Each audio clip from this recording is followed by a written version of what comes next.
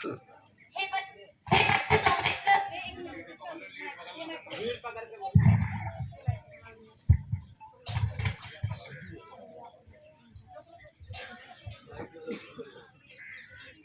हे वत्स सौमित्र, ध्वज चिन्हों को हे वत्स सौमित्र, जरा देखो तो यह बादलों की सी गड़गड़ाहट जैसे शब्द कहां से सुनाई पड़ता है।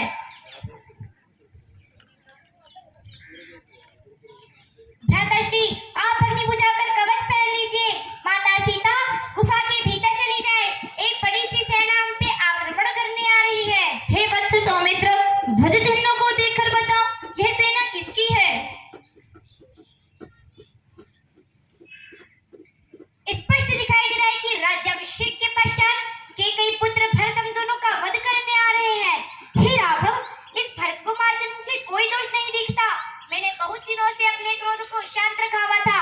आज क्षत्रिय की सेना पर धनुर्वर्षा करके मैं अपने बाण को ऋण से ऋण कर दूंगा। आप आज्ञा दीजिए भ्राताश्री। यह तुम कैसी बात करते हो लक्ष्मण? मैं महाप्रतापी भरत का वध करके लोक निंदा से युक्त होकर राज्य लेकर क्या करूंगा? मेरे प्रिय लक्ष्मण, मैं शपथ पूर्वक कहता हूँ कि धर्म, अर्थ, काम और पृथ्वी अपने भाइयों के लिए चाहता हूँ। हे अनुज, तुम्हारे भरत और शत्रुघ्न के बिना मुझे किसी वस्तु में सुख नहीं मिलता। मुझे तो प्रतीत होता है कि मेरा प्राण प्रिय भाई भरत को जब ज्ञात हुआ होगा कि हम तीनों वल्कल वस्त्र धारण कर दंडक वन में वास कर रहे हैं, तो वह शोक से विकल होकर हमसे मिलने आया होगा। यहाँ आने का उसका अन्य कोई अभिप्राय नहीं हो सकता। हे स्वामी, बहुत संभव है भैया भरत माता के केस से क्रुद्ध होकर वह पिताजी को प्रसन्न कर आपको राज्य दिलाने आए हो। भैया भरत आपको मारने का विचार अपने मन में कभी नहीं ला सकते। हे लक्ष्मण, क्या भरत ने इससे पूर्व भी आपके साथ कोई अनिष्ट किया है जो आप इस प्रकार के कठोर वचन कह रहे हैं? यदि तुम राज्य प्राप्ति के लिए यह कह रहे हो तो भरत के आने पर मैं उनसे कहूंगा कि यह राज्य लक्ष्मण को दे दो। मेरे इतना कहते ही भरत मेरी बात मान जाएगा। उनके कथन को सुनकर लक्ष्मण लज्जित हुए। क्षमा कीजिए भ्राताश्री, लगता है पिताश्री भी हमें देखने आ रहे हैं। इधर भरत जी उत्सुक होकर शत्रुघ्न सहित भाई के दर्शन हेतु चले।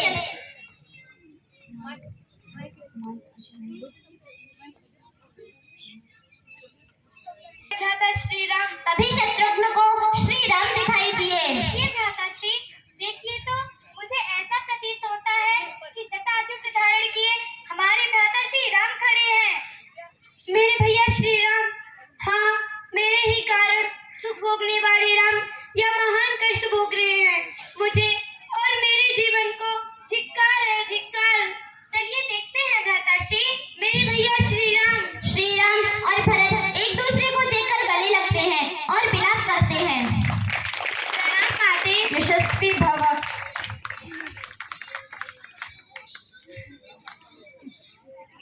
यशस्वी भव।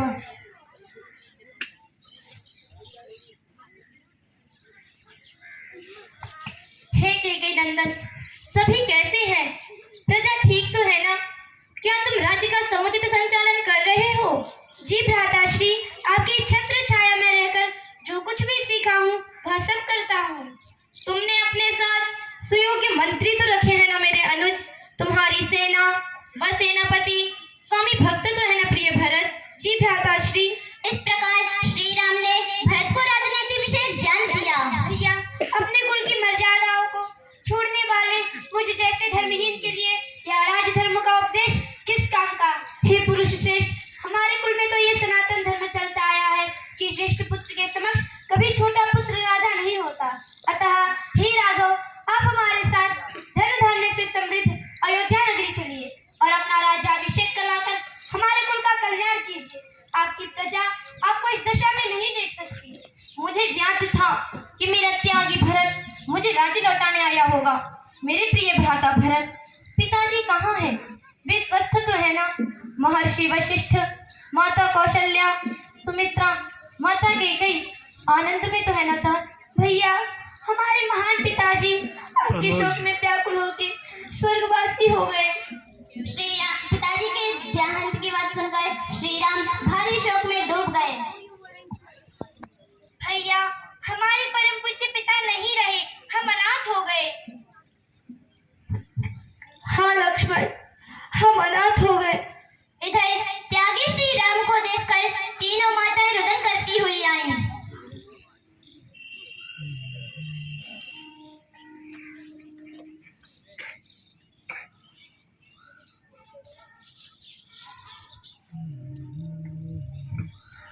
ना जाने कहाँ होंगे मेरे श्री राम, ना जाने किस स्थिति में होंगे मेरे श्री राम। श्री राम ने तीनों माताओं के चरण स्पर्श किए और माता सीता और लक्ष्मण ने भी माताओं का सत्कार किया। आयुष्मान भव।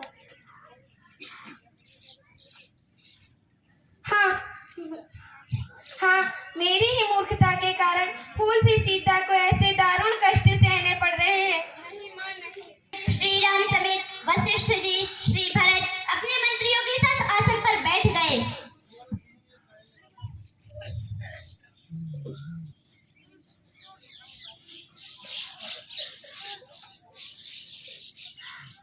भरत, अब तुम्हारे मन में जो है तुम वह कहो। हे राघव, मेरी माँ ने आपको वन भेजकर घोर महापाप कर दिया है और इसके परिणाम स्वरूप विधवा होने की पीड़ा भोग रही है। हे भ्राता, यह संपूर्ण राज्य आपका है, इसका भरण पोषण आप ही कर सकते हैं। अतः राज सिंहासन पर आपके अतिरिक्त किसी का भी बैठना उचित नहीं।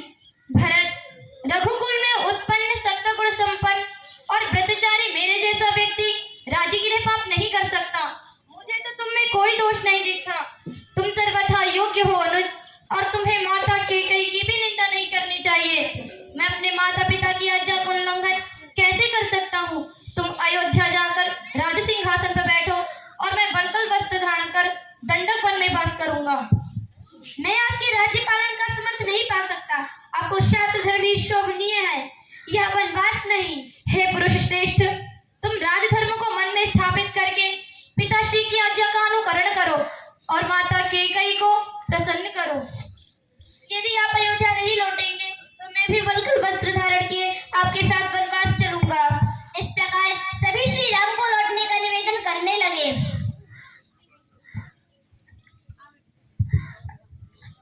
हे पुत्र, इतनी हट मत करो पुत्र, कम से कम हमारे साथ सीता को तो भेज दो और मेरा पुत्र लक्ष्मण तो सदैव आपके साथ रहेगा ही। जहाँ मेरे श्री राम रहेंगे वहीं मैं रहूंगी। यदि आप सभी के उपदेशानुसार स्वच्छंद होकर कार्य करो तो प्रजा भी वैसा ही आचरण करेगी जैसे राजा करता है। राज्य के लिए आप सभी लोग मुझे पिताश्री की आज्ञा पालन रूपी मर्यादा को तोड़ने पर विवश क्यों कर रहे हैं? हे परंतप, आपके व भरत के यह सभी भाव देखकर हम सभी भाव विफल हैं। भ्रातृ प्रेम की आप दोनों अद्भुत पराकाष्ठा प्रस्तुत कर रहे हैं, परंतु मैं आपका आचार्य हूँ, गुरु हूँ, अतः मेरे वचनों का पालन करने से तुम सज्जनों के मार्ग से पतित नहीं होगे। अपनी माताओं की बात मानकर राजधर्म का पालन करें। महाराजा दशरथ मेरे परम पूज्य पिता थे, उनकी दी गई आज्ञा मिथ्या नहीं हो सकती। तब भरत जी उदास होकर सुमंत्र से इस प्रकार बोले। हे सारथे, तुम इस चबूतरे पर कुशा बिछा दो, मैं आर्य राम के प्रति सत्याग्रह करूंगा। यदि श्री राम अयोध्या लौटकर नहीं चलते तो मैं भोजन ग्रहण नहीं करूंगा और इसी कुटिया के द्वार पर पड़ा रहूंगा। हे नरकेसरी, यह कठोर व्रत छोड़कर खड़े हो जाओ और अयोध्या जाओ। हे सभासदों, नगरवासियों, क्षत्रियों, वैश्यों, मैंने पिताजी से कभी राज्य की इच्छा नहीं की, परंतु यदि पिताजी की आज्ञा पालन आवश्यक ही है तो मैं भी वन में 14 वर्ष रहूंगा। भाई भरत, यह ठीक नहीं है। मैं निश्चय के साथ कहता हूँ कि भरत एक महात्मा है और वे एक श्रेष्ठ राजा होवेंगे। मैं वचन देता हूँ कि वनवास से लौटकर मैं अपने धर्मशील भाई के साथ राज्यभार स्वीकार करूंगा। हे प्रभु, आपकी पादुकाओं को राज सिंहासन पर रखकर प्रजा पालन में कुछ समर्थ पा सकूं, इतनी तो कृपा कीजिए भ्राता। अपनी पादुकाएं मुझे प्रदान करके इस सौभाग्य को थोड़ा सा तो पाप से मुक्त करिए भैया। भ्राता, मैं 14 वर्ष जटाचीर धारण कर कंदमूल फल खाकर जीवन निर्वाह करूंगा। यदि 14 वर्ष से एक भी दिन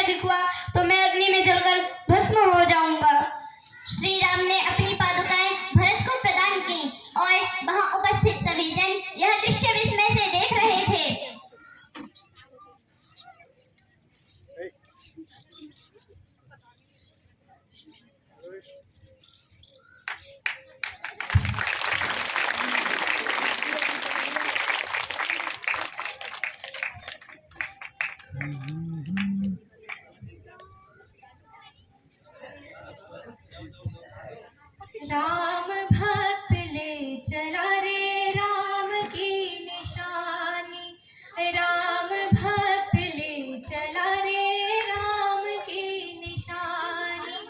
पीठ पे खड़ा अखियों में पानी, राम भक्त ले चला रे राम की निशानी। पीठ पे खड़ा अखियों में पानी, नाम भक्त ले चला रे राम की निशानी। मंगल भवन अमंगल हारी, द्रव